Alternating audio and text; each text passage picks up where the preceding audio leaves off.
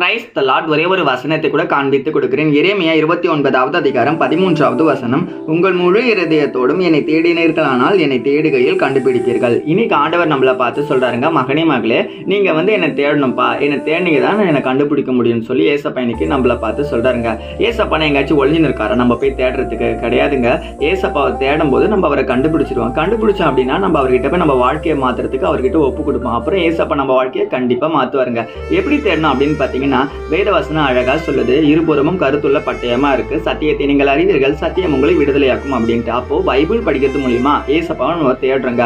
ஜபம் பண்றது மூலியமா ஏசப்பா கிட்ட நம்ம குறைகள் பிரச்சனைகள் எல்லாத்தையும் ஒப்பு கொடுக்குறோங்க. அப்ப நம்ம என்ன பண்ணணும்? டெய்லியும் ஜபம் பண்ணணும், டெய்லியும் பைபிள் படிக்கணும். ஏசப்பாவோடு பரிசுத்தமா வாழ்றதுக்கு, ஐக்கியமா வாழ்றதுக்கு, ஆவிக்குரிய உறவுல இருக்கிறதுக்கு நம்ம முயற்சி எடுக்கணும். இப்படி இருக்கும்போது கண்டிப்பா நம்ம வாழ்க்கையை ஆண்டவர் மாத்துவாருங்க. இன்னைக்கு கூட உங்க வாழ்க்கையில, உங்க பிசினஸ்ல நீங்க ரொம்ப தோல்வி அடைஞ்சிட்டீங்க, உங்க படிப்புல நீங்க தோல்வி அடைஞ்சிட்டீங்க, உங்க வாழ்க்கை எல்லாமே டவுனா போயிட்டு இருக்கு, லைஃப்